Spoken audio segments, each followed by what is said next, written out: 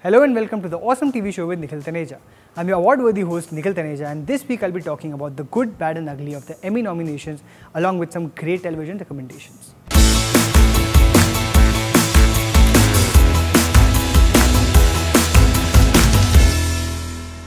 The Emmys are still a month away, but the nominations have been out for a while now, and as the awesome TV man, I think it's my duty to tell you what I think they did right and what I think they did very, very wrong. This was the first time in about 6 years that Game of Thrones did not have a season between the last Emmys and this one, so the game has completely changed. Someone else is going to claim the Iron Throne at the Emmys this winter, and I can't wait to get into predictions soon.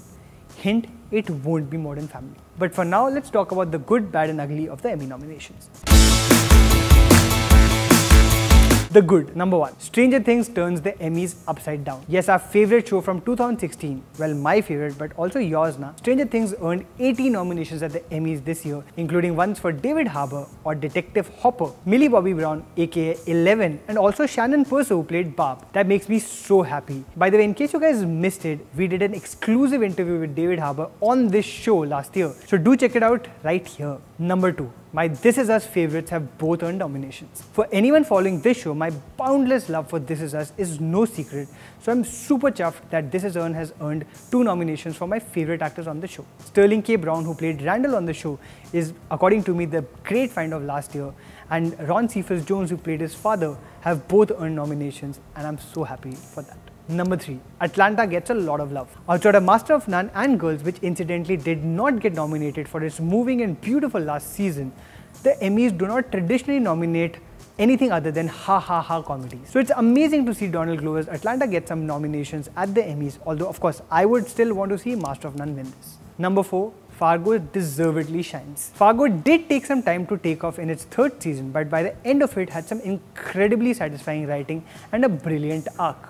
The dialogue of the year for me is when Michael Stuhlbarg in the show said, "What's wrong? The world is wrong.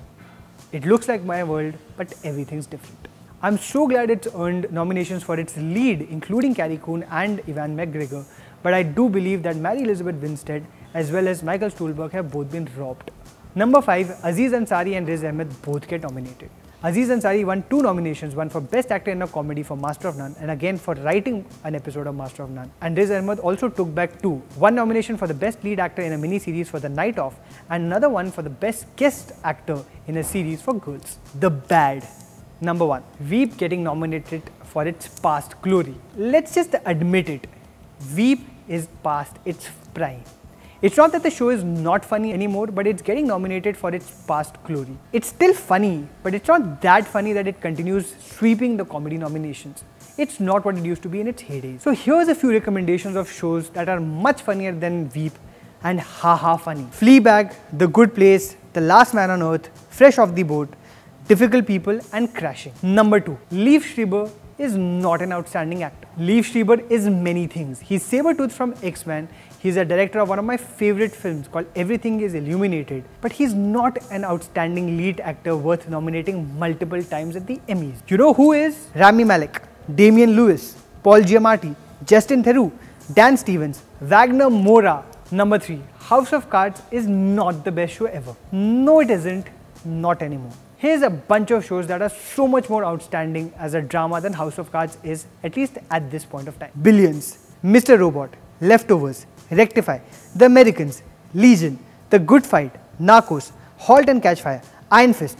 Okay, I was kidding about that. Not Iron Fist. Don't hate on me. Number 4. No individual actor from Silicon Valley receives a nomination. If you can give the 100th nomination to Ty Burrell for Modern Family, how can you continue ignoring 3 of the funniest actors on television? Kumail Nanjiani, Martin Starr and Zach Woods. How can you do that, Emmys? How? Number 5. Some fabulous supporting turns were ignored. Mandy Patinkin is all good, but how can you ignore Rupert Friend, who's been the backbone of Homeland? Chrissy Metz for This Is Us is all good, but how could you ignore Aubrey Plaza for her stunning turn in Legion? How could you ignore Mahershala Ali from Luke Cage? How could you ignore Michael McKean from Better Call Saul? You could go on and on. But yes, the Emmy is unfair when it comes to great supporting nominations. The ugly. Number 1. Why is there still no dramedy category? Some of the very best work on television right now is happening in the drama comedy or the dramedy category, but such shows unfortunately don't fall firmly either in the drama category or in the comedy category and hence continue to be ignored by the Emmys. It's high time that Emmys nominated gems like You're the Worst, Casual, Fleabag, Mozart in the Jungle, Insecure or High Maintenance. Number 2. What will shows about millennials have to do to get your attention, Emmys? Since Emmy voters like the Oscar voters skew older, some outstanding shows about young people or millennials keep getting ignored year on year. Last year had some fantastic shows about millennials like Fleabag, Insecure, Search Party, You're the Worst, Sweet Wishes, Easy, but none of them got on the Emmy radar, and that's really sad. That's not cool AF, Emmys. Not cool AF. Number 3. Why no love for superhero shows? The superhero snobbery at all award shows, be it television or film, continues with the Emmys as well. One of the best shows of this year across any genre for me has been Noah Hawley's outstanding Legion, which took the superhero genre and flipped it on its head. There was also the very empowering Luke Cage, the very consistent The Flash show Supergirl, and a bunch of other shows that just keep getting ignored because they fall into the superhero series category. And you know what that proves to me? You're a supervillain, Emmys. You're a supervillain. Number 4. Why the hell does Modern Family still keep getting nominated again? It's a formula show, get over it and move on, Emmys. Move on. Number 5. Genuine question. Is 200-time Emmy winner Alison Janey someone's mom at the Emmys? I don't know the answer. I hope the Emmys are able to answer that. Also, the war for New York is here. The Defenders is out August 18 and they promise to be television's Avengers, so do not miss that. That's all for now. I would love to know your thoughts about the Emmys below, and I'll see you soon next week. Bye. If the Emmys are your Oscars, then don't forget to subscribe to the Film Companion Reviews channel over here. Check out all the previous episodes of the awesome TV show right here, and don't forget to tell me what you think about this show and about the Emmy nominations in the comments below. And of course, you can follow me on all social media channels on Taneja Main Hu, because Taneja Main Hu mark idhar hai. Bye bye.